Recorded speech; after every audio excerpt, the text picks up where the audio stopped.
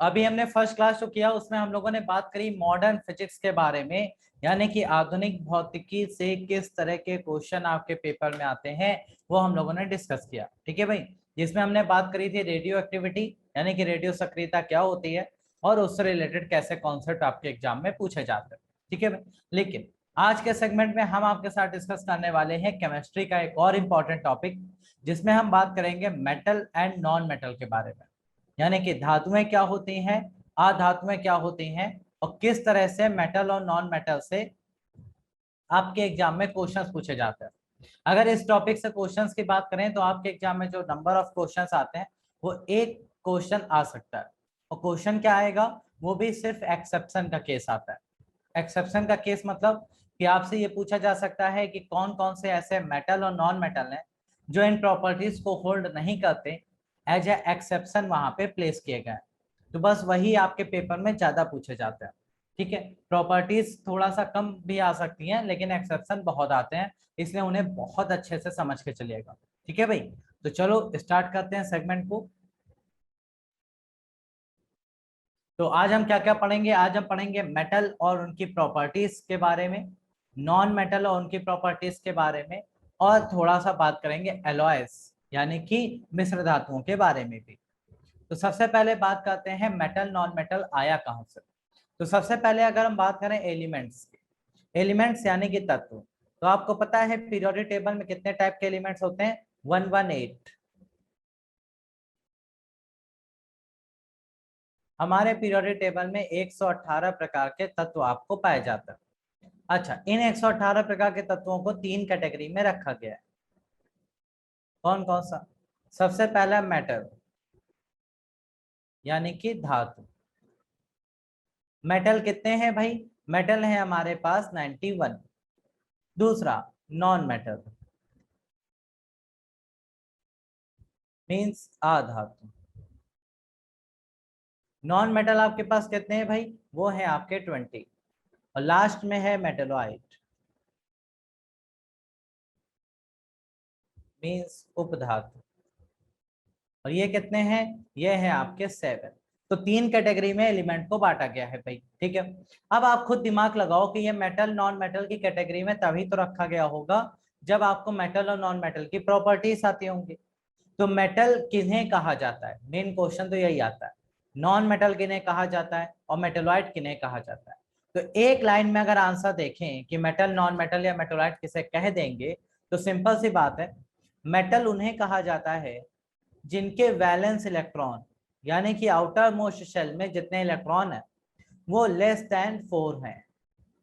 जिनके valence electron यानी कि जो संयोजी इलेक्ट्रॉन है, बाहरी कक्षा में पाए जाने वाले इलेक्ट्रॉन है, वो अगर 4 से कम है, 4 से कम मतलब वो या तो 1 है या तो 2 है या तो 3 है, उन सभी को मेटल कहा जाता है, धातुएं कहा जाता है।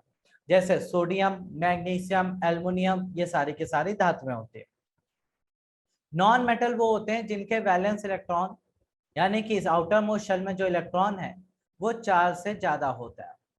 4 से ज्यादा कितने हो सकते हैं? 5, 6 या 7। जैसे chlorine, fluorine, iodine, oxygen, nitrogen, ये सारे के सारे।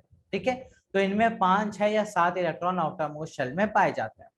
और मेटलॉइड उन्हें कहा जाता है जिनके वैलेंस इलेक्ट्रॉन एग्जैक्ट 4 होता है, ना 4 से ज्यादा ना 4 से कम, एग्जैक्ट 4 होता है। अच्छा, ये तीन कैटेगरी में इनको डिवाइड किया जाता है। अच्छा, ये तो हो गई इलेक्ट्रॉन के बेसिस पे। अब हम बात करते हैं मेटल नॉन मेटल को उनकी प्रॉपर्टीज के बेसिस पे, कि मेटल आखिरकार है क्या और उनके पास क्या क्या प्रॉपर्टीज पाई जाती हैं। इसी तरह से नॉन मेटल क्या है और उनमें क्या क्या प्रॉपर्टीज पाई जाती हैं। ठीक है भाई, तो चलो सबसे पहले बात करते हैं मेटल्स के बारे में। तो कौन कौन सी प्रॉपर्टीज है जिसके बेसिस पे हमें इन्हें स्टडी करना है। तो सबसे पहला फर्स्ट प्रॉपर्टी है मेलायबिलिटी। मेलायबिलिटी को हिंदी में क्या कहा जाता है भाई? इसको हम लोग कहते हैं आघात वर्धनीयता।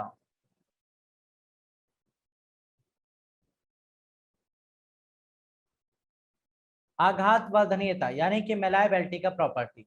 अब मेलायबिलिटी क्या होती है उसको हम आगे समझेंगे। सेकेंड प्रॉपर्टी है वो है डक्टाइलिटी।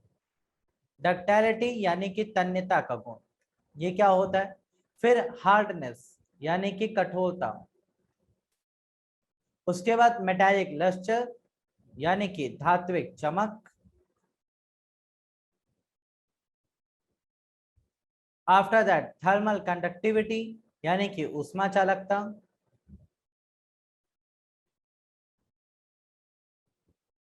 फिर इलेक्ट्रिकल कंडक्टिविटी यानी कि विद्युत चालकता।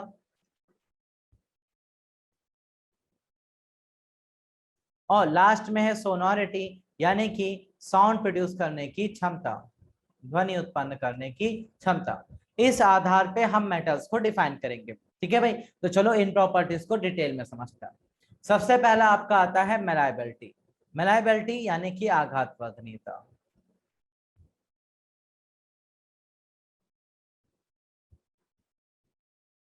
मेलाइबिलिटी होती क्या है? मेलाइबिलिटी वो प्रॉपर्टी होती है जो ये कहती है कि अगर किसी सब्सटेंस को पीटा जाए यानी कि हैमरिंग की जाए और वो थिन सीट यानी कि पतली चादरों में बदल जाए, तो ये गुण होता है मेलाइबिलिटी। और सभी धातुओं में ये प्रॉपर्टी पाई जाती है। तो जितने भी धातु हैं, मेटल्स हैं, तो वो क्या होते हैं? आघात वर्धनीय होते हैं। आघात वर्धनीय होते हैं भाई। क्यों? क्योंकि धातुओं को अगर आप पीटते हैं या हैमरिंग करते हैं, वो आराम से पतली चादरों में बदल जाते हैं।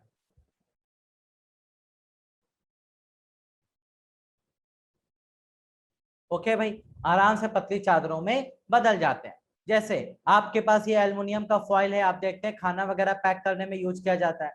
आपके पास ये जो प्लेट है ये भी एल्युमिनियम का बना हुआ है। ये सारे के सारे क्या है? मेटल हैं, यानी कि धातु है।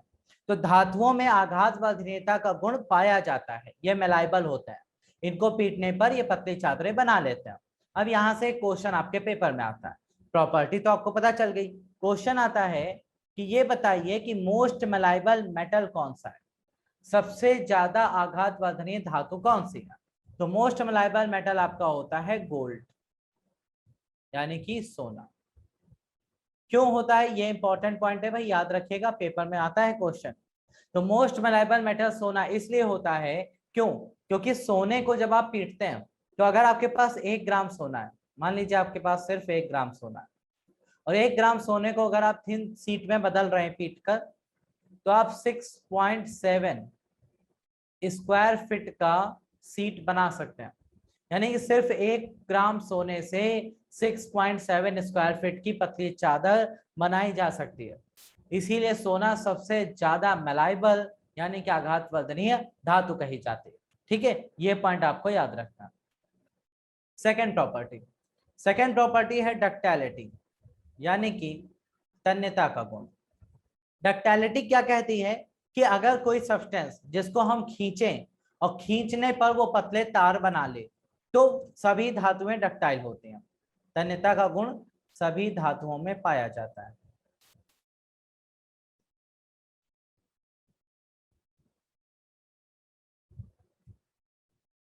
ठीक है भाई, ये क्या है गुण? ये कहता है कि अगर आप किसी भी सब्सटेंस को या धातु को खींच रहे हैं, तो वो पतले तारों में बदल जाता है आराम से। आपके घर में कॉपर की वायरिंग हो रखी है, तो कॉपर वायर क्यों बनाए? क्योंकि कॉपर एक धातु है, खींचने पर तार बनाता है। एल्युमिनियम के वायर आते हैं, लोहे के तार आते हैं, और स्टील के तार आते हैं, बहुत सारे तार आते हैं।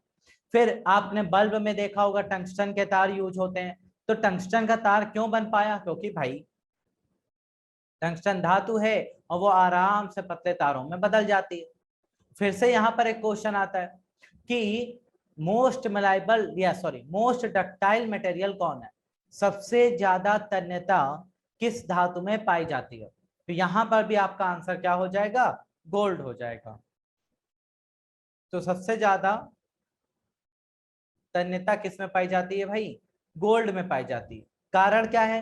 क्योंकि अगर आपके पास 1 ग्राम सोना है और उसको आप खींच कर तार बना रहे हैं, तो 1 ग्राम सोने से आप 2 किलोमीटर लंबा तार बना सकते हैं। तो सिर्फ 1 ग्राम सोना लेकर 2 किलोमीटर लंबा तार अगर बना सकते हैं, तो आप समझ सकते हैं कि सोना कितना ज्यादा डक्टाइल है, तन्यता का गुण उसमें कितना ज्यादा है। ठीक है भाई, ये पॉइंट आपको अच्छे से याद रखना है।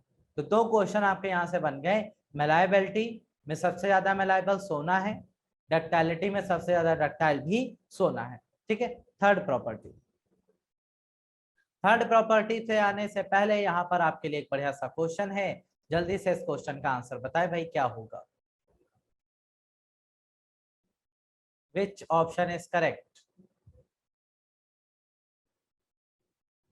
बोलो भाई जल्दी से। ओके, बिल्कुल सही, सभी के आंसर सही आ रहे हैं भाई, बिल्कुल बढ़िया। तो करेक्ट आंसर यहाँ क्या हो जाएगा? ए यू। ए यू क्या होता है? सोना होता है, गोल्ड। ठीक है। तो गोल्ड आपका आघातवर्धनीय भी है और तन्यता भी उसमें सबसे ज्यादा होती है। अब नेक्स्ट प्रॉपर्टी है हार्डनेस, यानी कि कठोरता। अगर हार्डनेस की हम बात करें तो भाई एक पॉइंट आपको यहाँ पे अच्छे से याद रखना है कि जनरली मेटल्स क्या होते हैं? बहुत हार्ड होते हैं, कठोर होते हैं। आप लोहा ले लो, एल्युमिनियम ले लो, कॉपर ले लो, ये सारे के सारे निकेल वगैरह, कोबाल्ट, ये सब बहुत हार्ड होता है, इनको आप आसानी से तोड़ नहीं सकते। लेकिन यहाँ पर कुछ एक्सेप्शन है, मैंने कहा था ना एक्सेप्शन आपके पेपर में आते जाते। तो एक्सेप्शन यानी कि अपवाद। अब ये एक्सेप्शन कौन कौन से? तो एक्सेप्शन में आपका आता है सिंपल सा सोडियम,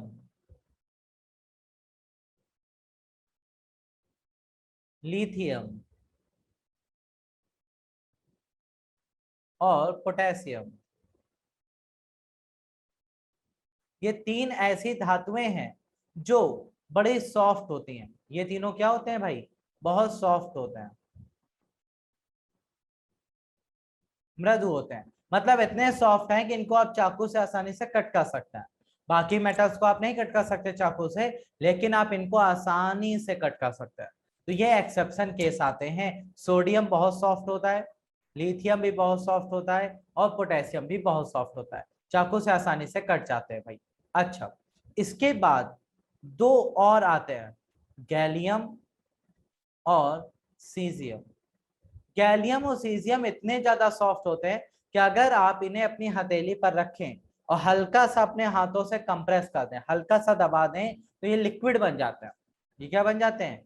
थोड़ा सा प्रेशर दे दोगे तो ये लिक्विड बन जाएंगे, द्रव में बदल जाता है। ठीक है। तो ये एक्सेप्शन केस है। तो हमने क्या देखा? सोडियम, लिथियम, पोटेशियम ये सॉफ्ट होते हैं, एक्सेप्शन है। गैलियम और सीजियम भी बड़े सॉफ्ट होते हैं, हथेली पे रखते ही हल्का सा दबाओगे तो लिक्विड बन जाएंगे। तो ये एक्सेप्शन है इसका। अच्छा, नेक्स्ट प्रॉपर्टी, मेटालिक लस्टर, यानी कि धात्विक चमक। मेटालिक लस्टर की धात्विक चमक की बात करें तो सभी धातुएं बहुत चमकदार होती हैं, दूर से ही उनकी आपको शाइन दिख जाती है। आप लोहे वगैरह को देखें, दूर से ही चमकते हुए दिखते हैं। गोल्ड की ज्वेलरी आप पहनते हैं, सिल्वर की ज्वेलरी पहनते हैं, दूर से ही चमकती हुई दिखती है। प्लेटिनम हो गया, तो ये सारे के सारे धातुएं जो चमकदार होती हैं उनमें लस्टर पाया जाता है। ओके, ये पॉइंट याद रखेगा, सभी धातुओं में ऐसा होता है। फिर थर्मल कंडक्टिविटी, यानी कि ऊष्मा चालकता।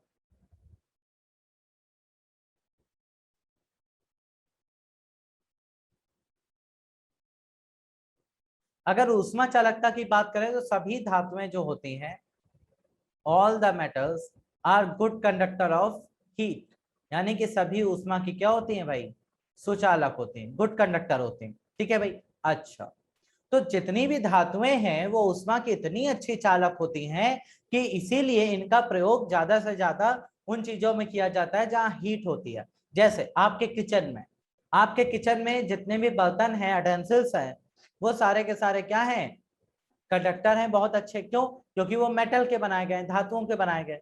क्योंकि धातुएं अच्छी कंडक्टर होती हैं इसलिए वो खाना अच्छे से पका सकती है, इसीलिए इनका प्रयोग किया जाता है। ठीक है भाई। ऊष्मा को बहुत तेजी से वो एक जगह से दूसरी जगह ट्रांसफर कर देती हैं, वेरी स्पीडली। ठीक है। और कौन से प्रोसेस के थ्रू करती हैं? वो प्रोसेस होता है कंडक्शन। कंडक्शन यानी कि चालन के द्वारा। ओके। तो ये धातुएं सभी बहुत अच्छी कंडक्टर होती हैं। लेकिन फिर से क्वेश्चन आता है कि बेस्ट कौन होता है? बेस्ट कंडक्टर यानी कि सबसे अच्छा चालक। ऊष्मा का सबसे अच्छा चालक कौन सी धातु है, तो आपका आंसर यहाँ पे हो जाएगा सिल्वर। चांदी, चांदी जो होती है वो ऊष्मा की सबसे अच्छी चालक होती है, ये पॉइंट अच्छे से याद रखेगा। उसके बाद बाकी धातुएं आती हैं, लेकिन चांदी सबसे बेस्ट है। इसके बाद नेक्स्ट आता है इलेक्ट्रिकल कंडक्टिविटी, यानी कि विद्युत चालकता।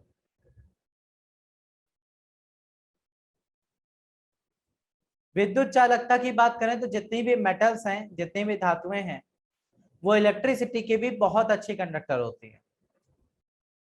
तभी तो आपके घर में जो वायरिंग है वो कॉपर की कराई जा रही है, क्योंकि कॉपर बहुत अच्छा कंडक्टर है, लोहे बहुत अच्छे कंडक्टर है, ये सारे के सारे बहुत अच्छे कंडक्टर होते हैं। लेकिन फिर से वही क्वेश्चन, बेस्ट कौन है?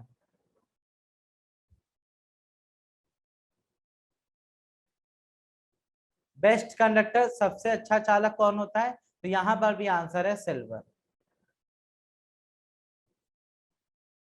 तो याद रखिएगा, जहां बेस्ट की बात आती है वहां सिल्वर, और जहां सबसे अच्छा मिलायबिलिटी और डक्टिलिटी की बात आती है वहां गोल्ड। यही दो ज्वेलरी आपकी बढ़िया से चलती है, ठीक है। इसके बाद अगला सोनोरिटी, यानी कि ध्वनि उत्पन्न करने की क्षमता।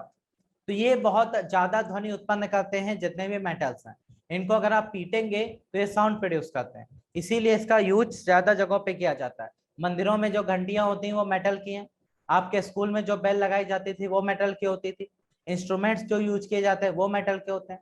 हल्का सा मेटल की कोई चीज आपसे गिर जाए तो बहुत तेज साउंड प्रोड्यूस करती है, लेकिन नॉन मेटल गिरे तो साउंड नहीं होता, ठीक है। तो सोनोरिटी की प्रॉपर्टी भी मेटल्स में ही पाई जाती है। ओके, अच्छा, तो जल्दी से बताओ भाई, यहां तक जितनी भी प्रॉपर्टी बताई, किसी को किसी प्रॉपर्टी में कोई डाउट तो नहीं है? किसी को किसी भी तरह का कोई कंफ्यूजन या डाउट हो तो बता दो भाई।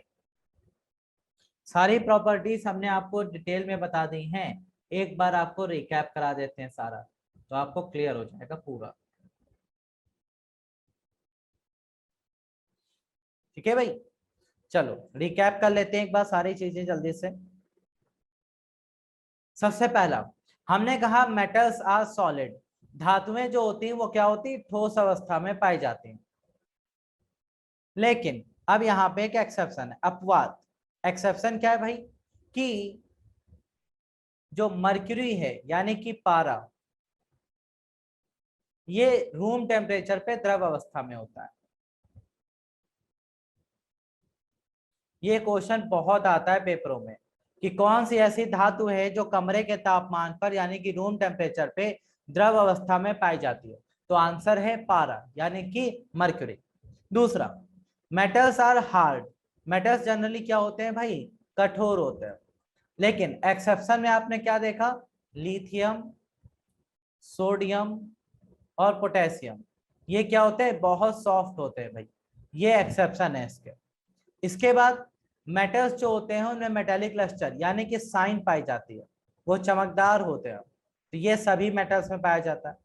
मेटल्स मलाइबल होते हैं, यानी कि थिन सीट, पतली चादर में बदले जा सकते हैं आसानी से, तो ये भी आप बना सकते हैं। मेटल्स डक्टाइल होते हैं, यानी कि उनमें तन्यता का गुण पाया जाता है, मतलब खींचकर पतले तार बनाए जा सकते हैं, सभी धातुओं के साथ ऐसा है। सोनोरस होते हैं, यानी कि पीटने पर ध्वनि उत्पन्न करते हैं, तो ये सभी मेटल्स में पाया जाता है। मेटल्स का मेल्टिंग पॉइंट यानी कि जो गलनांक है वो बहुत हाई होता है, यानी कि उच्च होता है, आसानी से मेल्ट नहीं होते। लेकिन एक्सेप्शन क्या है भाई, गैलियम और सीजियम, ये क्या होते हैं, ये आपकी हथेली पे रखते ही क्या हो जाते हैं, मेल्ट हो जाते हैं। तो इनका गलनांक बहुत निम्न होता है, मेल्टिंग पॉइंट लो होता है। लेकिन बॉइलिंग पॉइंट यानी कि जो क्वथनांक की अगर बात करें, तो वो सभी धातुओं का उच्च होता है, हाई होता है। सभी धातुएं हाई मेल्टिंग पॉइंट के साथ साथ हाई बॉइलिंग पॉइंट भी रखती हैं, और यहाँ कोई एक्सेप्शन नहीं है। Metals good conductor of heat हैं, यानी कि ऊष्मा के सबसे अच्छे सुचालक होते हैं। और बेस्ट वन की बात की जाए तो सबसे बेस्ट कौन है, सिल्वर बेस्ट है, सबसे अच्छा। और सबसे खराब की बात की जाए तो उसमें नाम आता है लेड और पारा यानी कि मरकरी का, और सबसे खराब आपके लेड और मरकरी होते हैं। ठीक है भाई। अच्छा, इलेक्ट्रिसिटी के यानी कि विद्युत के भी चालक होते हैं, लेकिन एक्सेप्शन पूछा है, सॉरी, सबसे बेस्ट पूछा जाए तो आंसर है सिल्वर यानी कि चांदी। सबसे अच्छा कौन है? चांदी है। ओके, बस इतने पॉइंट आप पढ़ लो, इससे बाहर आपसे कोई भी पेपर में क्वेश्चन नहीं पूछा जाने वाला। ठीक है भाई, तो जल्दी से बताओ किसी को कुछ पूछना है? मेटल्स इतने ही है, इतना ही पढ़ना है, इससे ज्यादा मेटल्स में कुछ नहीं आएगा।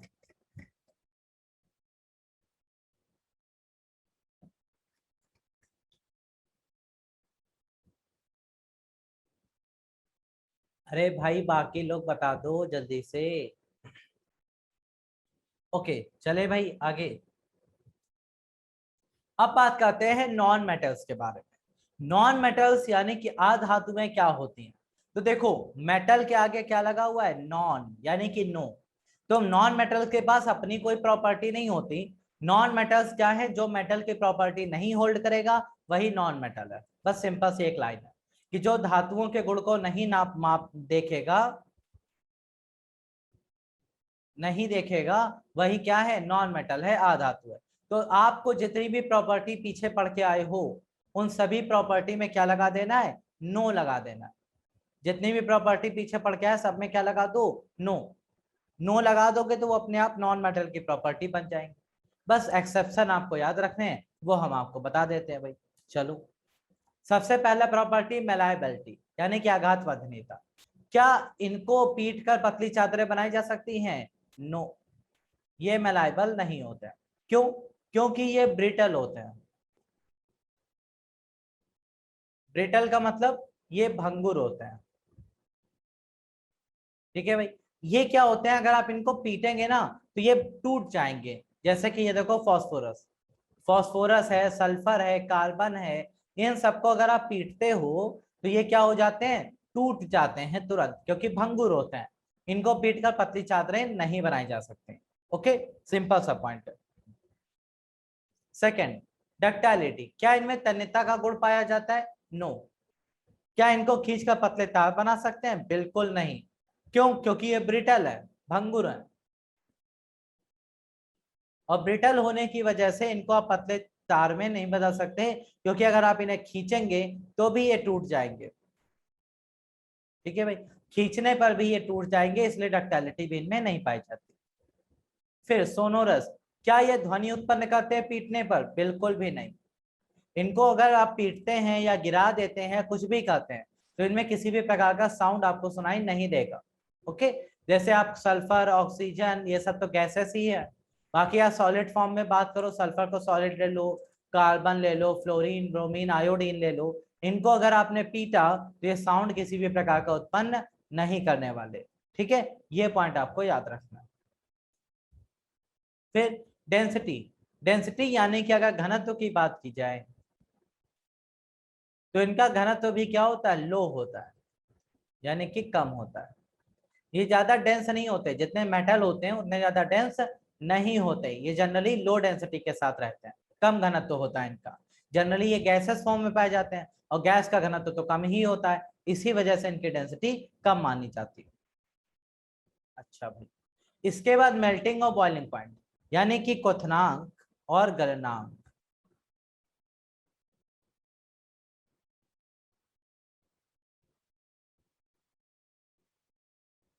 डेंसिटी को हिंदी में घनत्व कहते हैं भैया, लिख तो दिया मैंने यहाँ, देखो, है ना। घनत्व इनका क्या होता है? लो होता है। अच्छा, क्वथनांक और गलनांक की अगर बात करें तो दोनों इनके क्या होते हैं? लो होते हैं, यानी कि निम्न होते हैं। ये आसानी से मेल्ट हो जाते हैं लो टेम्परेचर पे ही, और आसानी से बॉयल भी हो जाते हैं। बहुत ज्यादा इनको टेम्परेचर देने की या बढ़ाने की जरूरत नहीं पड़ती है।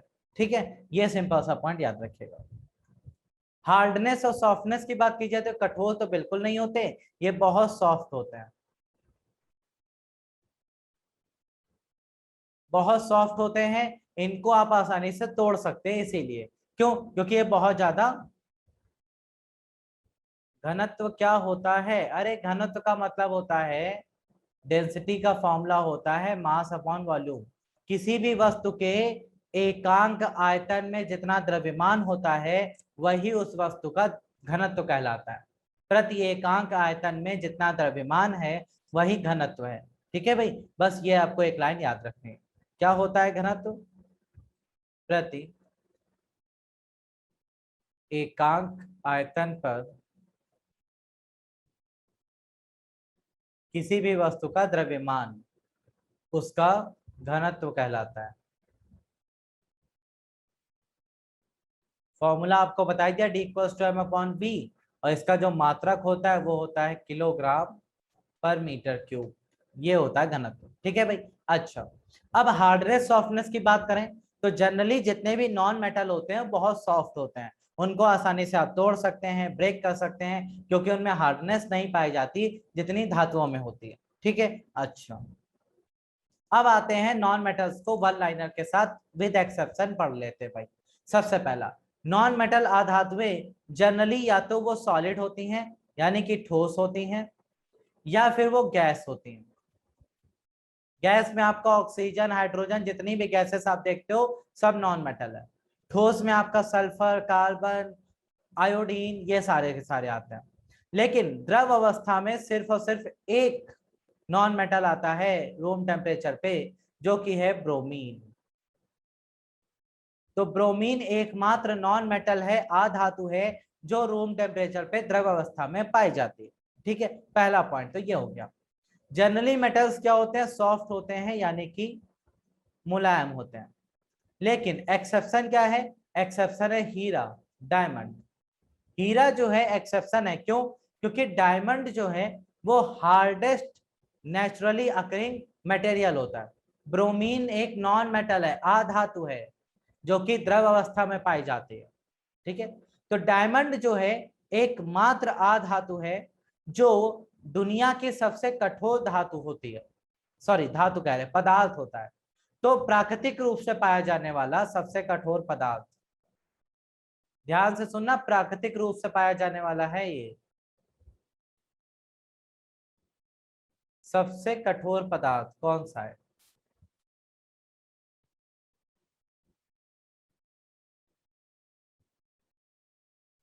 ओके, तो प्राकृतिक रूप में पाया जाने वाला सबसे कठोर पदार्थ होता है हीरा यानी कि डायमंड। इसको आप किसी भी चीज से ब्रेक नहीं कर सकते आसानी से। ठीक है, तो ये हो गया सॉफ्टनेस का एक्सेप्शन। इसके बाद मेटल्स में, नॉन मेटल में लस्टर नहीं होता, यानी कि इनमें किसी भी प्रकार की चमक नहीं होती। ये चमकते नहीं है दूर से देखने पर जैसे धातुएं चमकती हैं। लेकिन यहाँ पर भी एक एक्सेप्शन है। एक्सेप्शन क्या है? आयोडीन। आयोडीन के जो क्रिस्टल होते हैं वो लस्टरस होते हैं, यानी कि इनमें चमक होती है, ये चमकदार होते हैं भाई। ठीक है, तो ये याद रखिएगा कि नॉन मेटल्स यानी कि आधातुओं में किसी भी प्रकार का लस्टर यानी कि चमक नहीं पाई जाती, लेकिन एक्सेप्शन है आयोडीन, इसमें होती है भाई।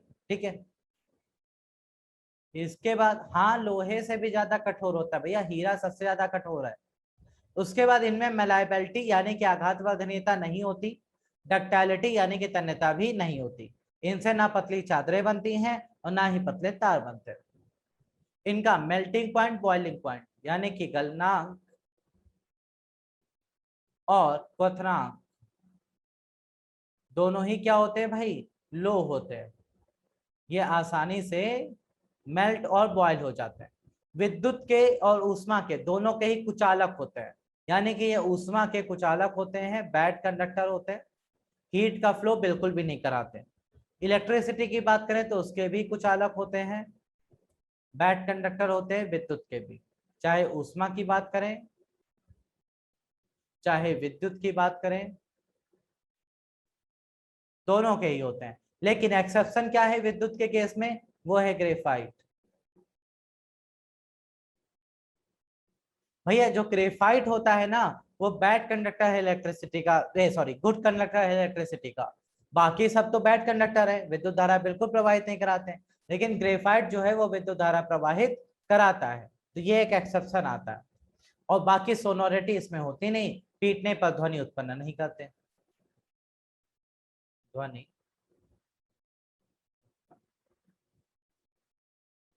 नहीं करते। ठीक है भाई, ये हो गए आपके नॉन मेटल। तो मेटल हो गया, नॉन मेटल हो गया। कोई दिक्कत किसी को किसी भी पॉइंट में तो बताओ भाई, किसी को कोई भी पॉइंट ऐसा जो लगा हो ना समझ में आया हो तो पूछ लो भैया।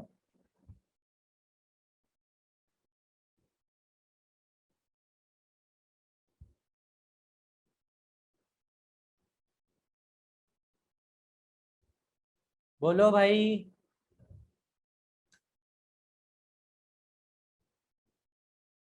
क्लियर?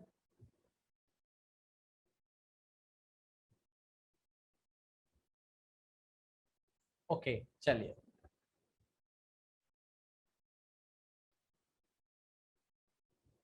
चलिए भाई, अब आते हैं कुछ वन लाइनर पॉइंट पे जो आपके पेपर में डायरेक्ट पूछे जाते हैं। पहला, प्राकृतिक रूप से पाई जाने वाली सबसे हल्की धातु कौन सी होती है? यह प्राकृतिक रूप से पाई जाने वाली धातुओं की बात हो रही है, ध्यान रखिएगा। ठीक है, तो प्राकृतिक रूप से पाए जाने वाली जो सबसे हल्की धातु होती है वो होती है आपकी, एक सेकेंड, लिथियम। लिथियम बहुत हल्का धातु है।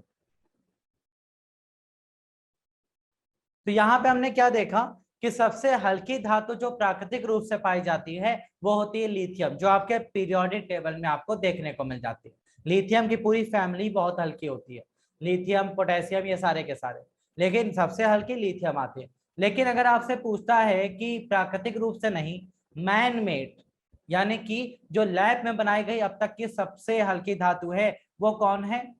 तो मैन मेड अगर बात करें, यानी कि लैब में बनाई गई सबसे हल्की धातु, वो होती है आपकी माइक्रोलैटिस। वो लिथियम से भी ज्यादा हल्की है, लेकिन ये पीरियोडिक टेबल में नहीं पाई जाती क्योंकि ये लैब में बनाई गई है। माइक्रोलैटिस, ठीक है, ये याद रखिएगा। अच्छा, सबसे भारी धातु की अगर बात करें तो वो होती है ऑस्मियम। ऑस्मियम जो है वो सबसे भारी धातु होती है। ठीक है, विद्युत की सबसे अच्छी चालक सिल्वर है, आपको पता ही है। अब ये मोस्ट इंपॉर्टेंट पॉइंट है, इसको जरा याद रखिएगा अच्छे से, कि अधातुओं के जो ऑक्साइड होते हैं, नॉन मेटल के जो ऑक्साइड होते हैं, वो जनरली अम्लीय होते हैं। कैसे होते हैं? एसिडिक होते हैं। हमने आपको एसिड बेस में शायद पढ़ाया हुआ है ये, है ना। और धातुओं के जो ऑक्साइड होते हैं वो क्षारीय होते हैं, यानी कि वो बेसिक होता है। जैसे कोई धातु का ऑक्साइड है, धातु का ऑक्साइड का मतलब जैसे Na2O, MgO, ये सारे के सारे धातुओं के जो ऑक्साइड होते हैं वो कहलाते हैं बेसिक, यानी कि क्षार होते हैं। और जो अधातुओं के ऑक्साइड होते हैं वो आपके क्या होते हैं? अम्ल होते हैं। ठीक है, धातुएं ऊष्मा और विद्युत की सुचालक होती हैं। तीन एक्सेप्शन, फिर से एक पॉइंट इंपॉर्टेंट है, एल्युमिनियम, जिंक और टिन, इनके ऑक्साइड ना सिर्फ अम्ल होते हैं ना सिर्फ क्षार होते हैं। ये कहीं कहीं अम्ल बनते हैं, कहीं कहीं क्षार बनते हैं। तो ये उभय धर्मी होता है। कौन कौन? एल्युमिनियम, जिंक और टिन। तो एल्युमिनियम, जिंक और टिन के जो ऑक्साइड होते हैं वो ना ही अम्लीय हैं ना ही क्षारीय हैं, दोनों के गुण दिखा देते हैं। ठीक है भाई, अच्छा, ये प्रॉपर्टीज आपको अच्छे से याद रखनी। इसके बाद मोस्ट इंपॉर्टेंट लाइंस, ऑक्साइड क्या होता है? जब कोई धातु या अधातु ऑक्सीजन से अभिक्रिया करती है तो ऑक्साइड बनाती है भैया। ठीक है, ये इसका सिंपल सा आंसर है, ऑक्सीजन से अभिक्रिया करेगी तो ऑक्साइड बनाएगी। ओके चलो, क्वेश्चन पूछा जाता है कि प्लांट्स की जो रूट है यानी कि जड़ है उसमें कौन सा मेटल पाया जाता है? ठीक है, तो आपको याद रखना भैया कि पौधों की जड़ों में पोटेशियम पाया जाता है, पहली बात तो ये। दूसरा, क्लोरोफिल, जो पत्तियों में क्लोरोफिल होता है उसमें कौन सी धातु होती है? उसमें होती है मैग्नीशियम धातु। ठीक है, जो पत्तियों में क्लोरोफिल है उसमें मैग्नीशियम धातु पाई जाती है। हमारे ब्लड में जो हीमोग्लोबिन है उसमें कौन सी धातु होती है? आयरन, लोहा होता है। हमारे हीमोग्लोबिन में आयरन पाया जाता है। हमारी जो हड्डियां हैं या हमारे दांत हैं उसमें कौन सी धातु होती है? वो है कैल्शियम। तो पोटेशियम पौधों की जड़ों में, क्लोरोफिल में मैग्नीशियम, हीमोग्लोबिन में आयरन और कैल्शियम हमारे बोन्स और टीथ में पाया जाता है। ठीक है भाई, ये सारे पॉइंट्स आपको अच्छे से याद रखने हैं। अच्छा, ये हो गया मेटल और नॉन मेटल। अब आगे बढ़ते हैं, बात करते हैं एलॉयज, यानी कि मिश्र धातुओं के बारे में। लेकिन उससे पहले कुछ क्वेश्चंस हैं, जल्दी से इसके आंसर कर दो भाई। क्वेश्चन है बढ़िया सा, इनमें से कौन सा अधातु है लेकिन चमकदार है यानी कि लश्चरस है? बताओ भाई। बिल्कुल, अधातु है लेकिन लश्चरस है, वो है आयोडीन। बहुत बढ़िया भाई, आयोडीन है भैया। अभी अभी पढ़ा के आए हैं, ए ऑप्शन कहाँ से कर दिया? डी ऑप्शन करेक्ट है, ठीक है। चलिए, डी सभी का आ रहा है, बहुत बढ़िया, सभी का आंसर डी है। चलो अगला क्वेश्चन, ये मोस्ट इंपॉर्टेंट क्वेश्चन है भाई। इनमें से कौन सा पेयर है जो रूम टेम्परेचर पे लिक्विड स्टेट में पाया जा रहा है?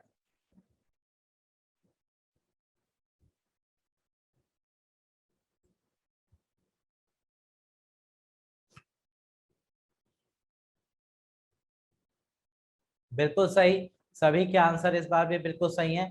पेयर बहुत आसान है, ब्रोमीन जो कि एक अधातु है और रूम टेम्परेचर पे लिक्विड है, और मरकरी जो कि एक धातु है और रूम टेम्परेचर पे लिक्विड होती है। ठीक है भाई, ये दोनों आंसर आपके बनते हैं। अब बात करते हैं एलॉयस यानी कि मिश्र धातुओं के बारे में। तो अगर आपसे कोई पूछता है कि मिश्र धातुएं यानी कि एलॉय क्या होते हैं, तो भाई सिंपल सी बात है, दो या दो से ज्यादा मेटल्स को मिलाने पर,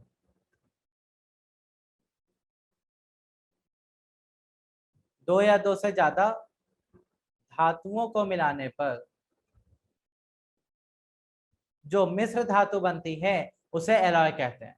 हो सकता है इसमें धातु के साथ साथ आप कहीं पर अधातु भी जोड़ सकते हैं, कोई जरूरी नहीं है सिर्फ मेटल ही हो, है ना।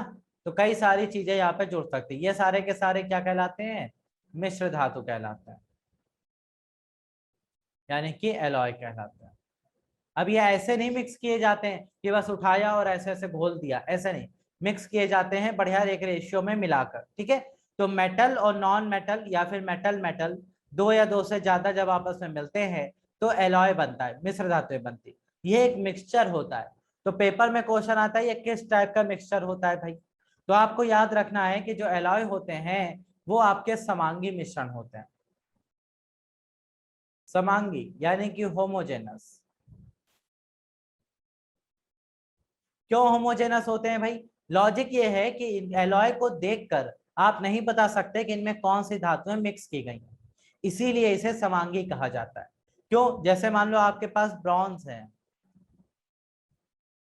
या फिर ब्रॉन्ज यानी कि कांस्य बोलते हैं, इसके मेडल बनाए जाते हैं, आपने देखा होगा अभी ओलंपिक चल रहा है तो ब्रॉन्ज मेडल, सिल्वर मेडल, ये सब। तो ब्रॉन्ज एक मिश्र धातु होती है, ठीक है, एलॉय होता है। ऐसे ही आपके पास ब्रास है यानी कि पीतल है, तो ये सारे के सारे मिश्र धातु में होती है। स्टील है, तो क्या स्टील को देखकर आप बता पाते हो कि इसमें कौन कौन सी धातुएं मिक्स की गई हैं? नहीं बता पाते, इसीलिए समांगी मिश्रण होती हैं और इनको देखकर नहीं बताया जा सकता कि कौन सी धातुएं मिक्स की गई हैं। अच्छा, मिश्र धातुओं को दो प्रकार से बांटा गया, एक है फेरस और दूसरी होती है नॉन फेरस। अब ये फेरस और नॉन फेरस मिश्र धातुएं कौन सी होती हैं? भाई फेरस वो धातुएं होती हैं जिनमें मिश्र धातु में लोहा मिलाया जाता है, यानी कि आयरन मिक्स होता है, और जिनमें आयरन की जगह कॉपर मिक्स होता है, यानी कि तांबा मिक्स होता है, उन्हें क्या कहता है? नॉन फेरस कहा जाता है। तो अलावे आपके दो प्रकार के होते हैं, एक होता है फेरस, एक होता है नॉन फेरस। अच्छा आगे बढ़ते भाई। एलॉयस जिन धातुओं को मिलाकर बनाए जाते हैं उन धातुओं के गुणों को भी शो करते हैं। जैसे कि लोहे को या कोबाल्ट को मिलाकर स्टील बनाई जाती है, तो लोहे और कोबाल्ट की प्रॉपर्टीज भी स्टील में देखने को मिलती हैं। ठीक है भाई, तो एलॉयस जिन धातुओं से बने हैं उनकी गुण भी वहां पर दिखाई देते हैं। ठीक है भाई। अच्छा, इसके बाद एक मोस्ट इंपॉर्टेंट लाइन आती है, ये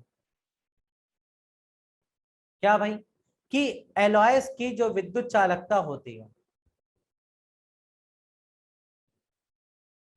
मिश्र धातुओं की जो विद्युत चालकता होती है वो कम होती है, लेस, किससे? उसमें मिलाए गए धातु की कंपैरिजन में। मिलाए गए धातु की तुलना में, जैसे लोहे को किसी के साथ मिलाकर एक मिश्र धातु बनाई गई, मान लो स्टील। अब लोहे को कोबाल्ट या निकेल के साथ मिलाकर स्टील बनाया जाता है, तो स्टील की विद्युत चालकता उसमें मिलाए गए लोहे की विद्युत चालकता से कम होगी हमेशा, ठीक है। लेकिन लेकिन विद्युत चालकता तो ठीक है, लेकिन मेल्टिंग पॉइंट यानी कि गलनांक, गलनांक जो होता है वो ज्यादा होता है, मोर देन होता है, किससे? मिलाए गए धातु से।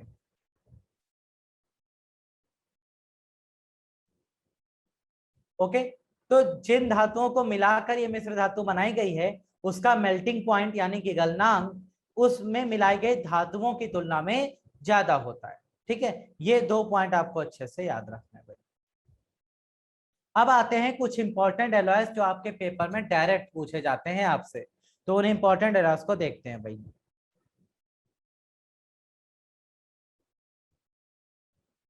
अमलगम पहला एलॉय, अमलगम को हिंदी में बोलते हैं पारद, ठीक है भाई। ये अमलगम है क्या?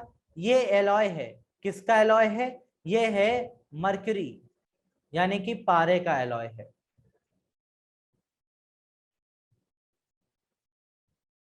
पारे की मिश्र धातु है,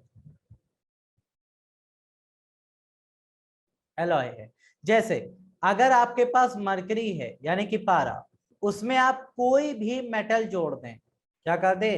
एनी मेटल, यानी कि कोई भी धातु उसके साथ मिला दें तो वो एक मिश्र धातु बनाता है जिसे हम लोग अमलगम कहते हैं, ठीक है।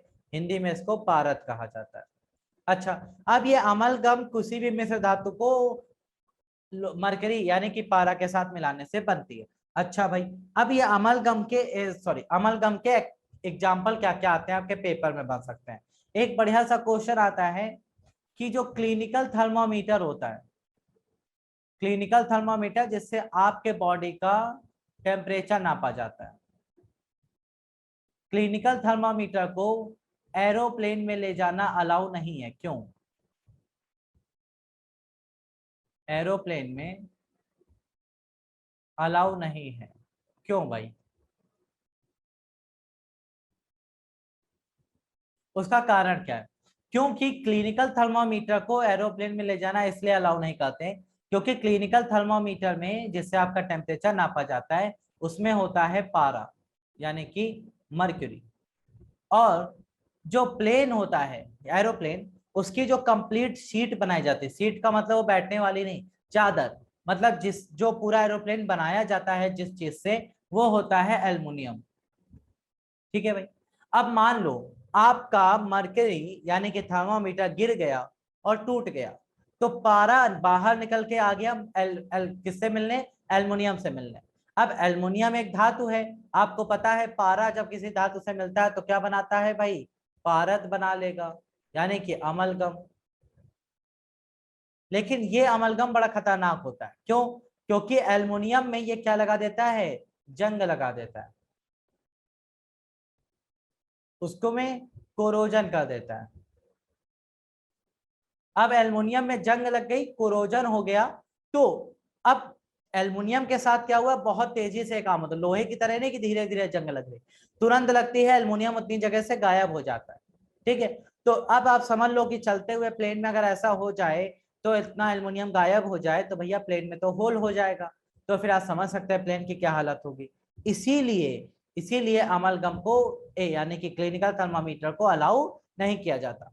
लेकिन क्या यह हमेशा नुकसान पहुंचाएगा? नहीं, कहीं कहीं यह हमारे काम का भी है। जैसे आप पारे को लें और उसको या तो सिल्वर के साथ या फिर जिंक के साथ या फिर टिन के साथ मिला दें, तो ये भी तो धातुएं हैं, तो यहां भी अमलगम बनेगा। लेकिन ये अमलगम हमारे काम का है, क्यों? क्योंकि इस अमलगम का प्रयोग हम लोग टूथ फिलिंग में करते हैं। जब आपके दांतों में कैविटी हो जाती है तो अगर आपको उसको फिल कराना है तो टूथ फिलिंग में यही अमलगम प्रयोग किया जाता है। मरकरी लेते हैं, उसमें सिल्वर जिंक या टिन मिलाकर एक बढ़िया सा अमलगम बनाते हैं और वही अमलगम आपके टूथ फिलिंग में काम आता है, ठीक है भाई। तो ये आपका पहला एलॉय है अमलगम। इसके बाद आते हैं दूसरे एलॉय के पास, वो कौन है भाई? सोने का, यानी कि गोल्ड का एलॉय देखते हैं।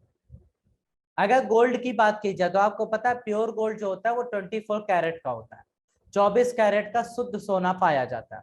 लेकिन जब ज्वेलरी बनाने की बात आती है, आभूषण बनाने की बात आती है, तो भाई प्योर गोल्ड की ज्वेलरी नहीं बनती, प्योर गोल्ड से ज्वेलरी नहीं बन सकती। क्यों?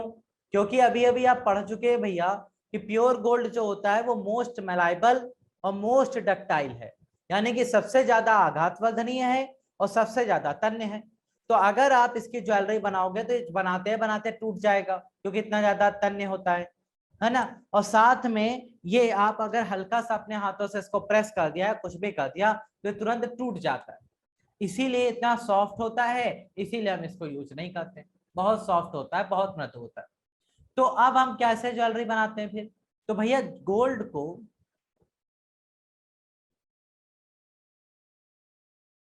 गोल्ड में हम मिक्स करते हैं। क्या मिक्स करते हैं?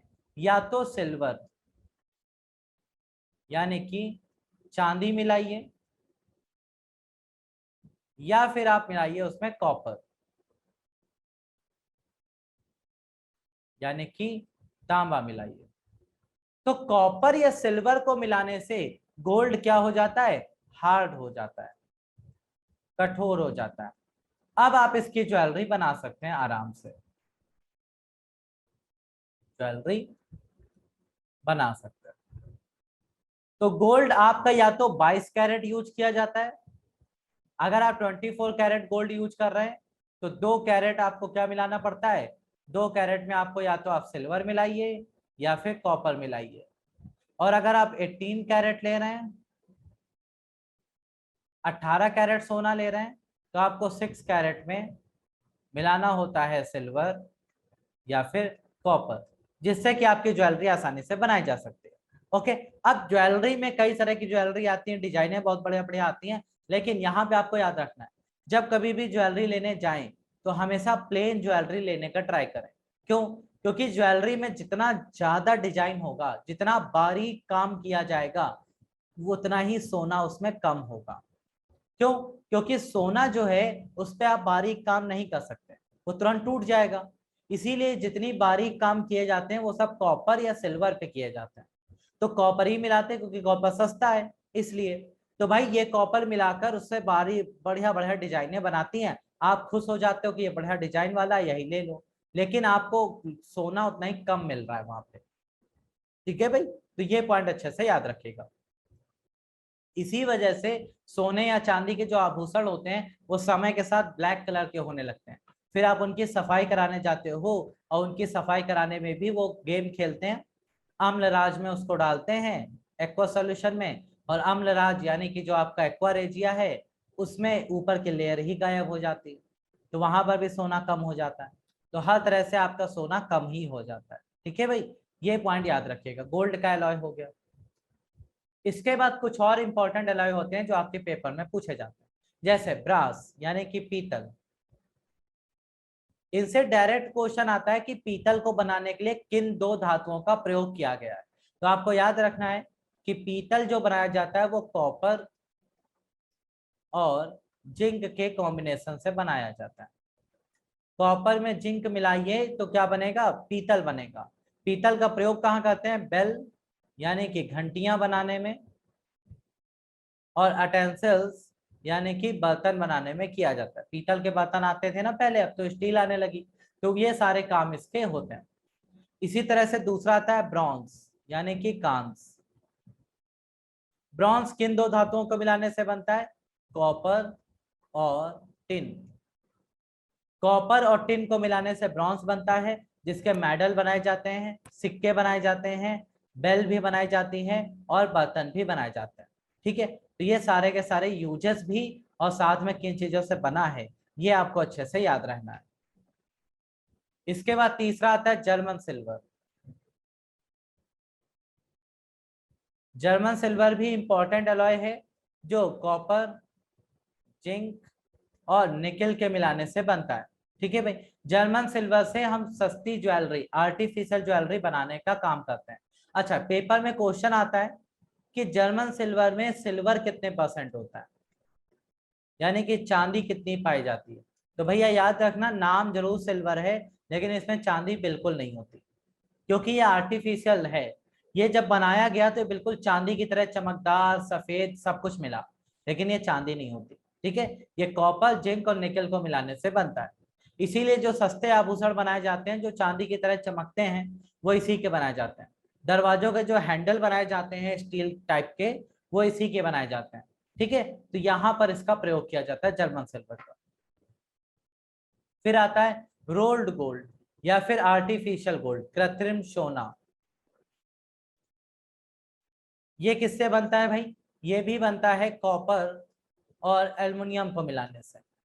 कॉपर और एल्युमिनियम को जब आप मिला देते हैं तो आपका आर्टिफिशियल गोल्ड बनता है, जो चीप ऑर्नामेंट्स बनाने के काम आता है, यानी कि सस्ते आभूषण बनाने के काम आता है। देखते हैं ना, कुछ लोग क्या करते हैं, सस्ते आभूषण खरीद लेते हैं, बिल्कुल सोने की तरह ये चमकता है और इसके अंदर प्रॉपर्टीज भी बहुत बढ़िया देखने को मिलती है, लगता है बिल्कुल सोना है, शुद्ध सोना। लेकिन ये होता नहीं है सोना, ये होता है सस्ते आभूषण बनाने के काम आता है, आर्टिफिशियल गोल्ड, कृत्रिम सोना होता है। ठीक है भाई। इसके बाद गन मेटल, गन धातु मोस्ट इंपॉर्टेंट है, ये पेपर में बहुत आने के चांस है। गन धातु, गन मेटल जो होती है वो कॉपर, टिन, जिंक और लेड, इन सबको मिलाने से बनती है। कॉपर, टिन, जिंक और लेड, इनको मिलाने से बनती है गन धातु, जो कि गन बनाने के काम आती है, बड़े बड़े बैरल बनाने के काम आती है, गियर जो आपके गाड़ियों में यूज होते हैं वो बनाने के काम आती है, और बियरिंग, जो बियरिंग बॉल होती है ना साइकिल और मोटरसाइकिल में आपने देखा होगा, ऐसे गोल गोल छोटी छोटी बॉल्स डाली जाती है, वो बनाने में भी इसी गन मेटल का ही यूज किया जाता है, क्योंकि ये आसानी से टूटता नहीं है, बहुत मजबूत होता है। ओके, ये पॉइंट आपको अच्छे से याद रखना है। इसके बाद आता है डच मेटल, यानी कि डच धातु। डच मेटल, डच धातु की अगर बात करें तो ये भी बनती है कॉपर और जिंक को मिलाने से। परसेंटेज अलग अलग होता है, परसेंटेज आपके पेपर में नहीं पूछा जाता, तो ये आपको अच्छे से याद रखना है। ये भी कृत्रिम आभूषण बनाने के काम आती है।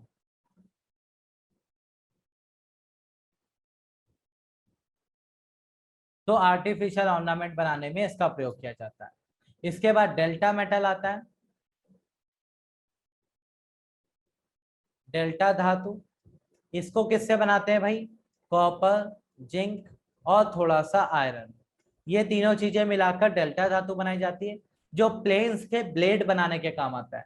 जो प्लेन में आप देखते हैं ना, जो ब्लेड निकले हुए होते हैं साइड में, वो ब्लेड इसी धातु के बनाए जाते हैं। ठीक है, तो डेल्टा धातु का काम है प्लेन्स के ब्लेड को बनाना। इसी तरह से आपका रोज मेटल आता है। रोज मेटल जो होता है वो आपके फ्यूज वगैरह जो होते हैं उनको बनाने के काम आता है। इसका कॉम्बिनेशन क्या है? बिस्मथ, लेड और टिन को मिलाने से बनता है, ये फ्यूज वगैरह बनाने के काम आता है। तो इसको हमने हिंदी में भी आपको दे रखा है, तो आपको कौन कौन से जरूर पढ़ के जाने हैं वो हम आपको बता देते हैं भाई। और परसेंटेज नहीं याद करने, सिर्फ और सिर्फ यूजेस और किन चीजों को मिला के बनते हैं। सबसे पहला पीतल आपको बता ही चुके हैं, ब्रॉन्ज भी बता दिया, जर्मन सिल्वर बता दिया।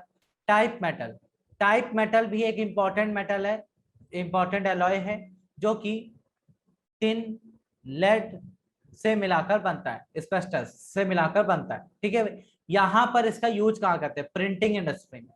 आपने देखा है, जो आप जब कभी भी कोर्ट वगैरह गए होंगे तो कोर्ट के बाहर कई सारे टाइपिंग शॉप होती हैं, जिसमें वो टाइप राइटर रखे होते हैं बड़ा सा, और उसके में टाइप करते हैं सारा मटेरियल, जो आपने देखा होगा कंप्यूटर वाला कीबोर्ड नहीं होता है, वो पूरा पूरा टाइप राइटर होता है।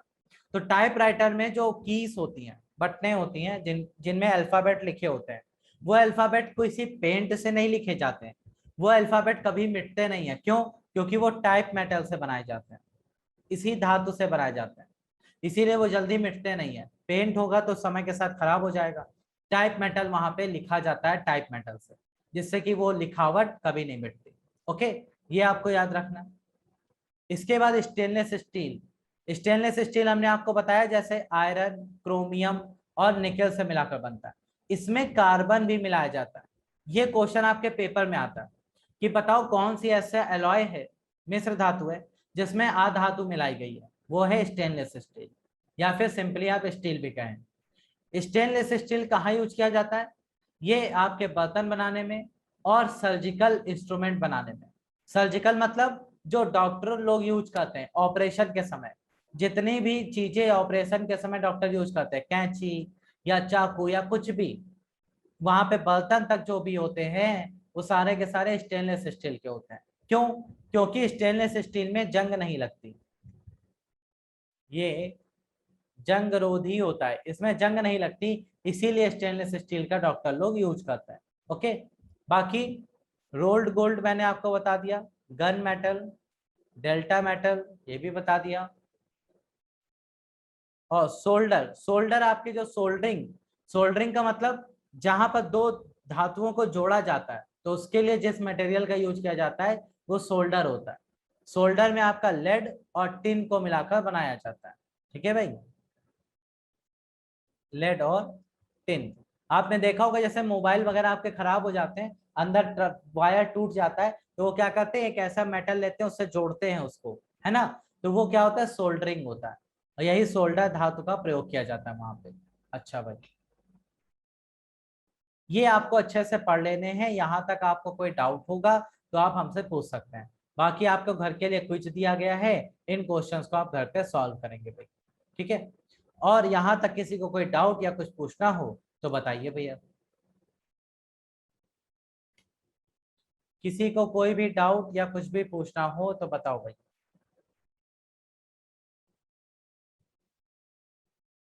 नहीं है? क्लियर? तो बस इतना अच्छे से पढ़ लेना भाई, और इसको अच्छे से तैयार कर लेना। अगर कहीं भी कोई समस्या आए तो नेक्स्ट क्लास में आप हमसे पूछ सकते हैं। क्वेश्चन तो भाई इंग्लिश में ही है, थोड़ा पढ़ लेना, हिंदी में नेक्स्ट टाइम से दे देंगे पक्का। ठीक है भाई, ओके, चलिए, thank you so much, bye bye, take care. हीरा गर्म हो जाता है, हाँ भैया, हीरा गर्म हो जाता है। हीरा आपका गर्म हो जाएगा अगर आप 700 डिग्री सेल्सियस पे हीरे को गर्म कर दें तो फिर से कार्बन बन जाएगा। क्योंकि हीरा है क्या? हीरा है तो कार्बन ही ना। कार्बन का अपर रूप होता है एलोट्रोप। जैसे पेड़ पौधे जो जीवाश्म होते हैं, जीवाश्म जब जमीन के अंदर कई सालों तक दबे रहते हैं तो वो सबसे पहले बनते हैं कोयला, कोल। और ज्यादा नीचे दब जाते हैं, और ज्यादा दबाव बढ़ जाता है तो फिर वो बन जाते हैं ग्रेफाइट। और ज्यादा हाई प्रेशर और टेम्परेचर हो जाता है तो बन जाते हैं हीरा, डायमंड। लेकिन अगर आप क्या करें, आप हीरे को 700 डिग्री सेल्सियस पे गर्म कर दें तो फिर से काले कलर का कोयला बन जाएगा, बेकार हो जाएगा। ठीक है, तो हीरा गर्म हो सकता है बिल्कुल। चलिए, ओके, चलिए, थैंक यू, बाय बाय।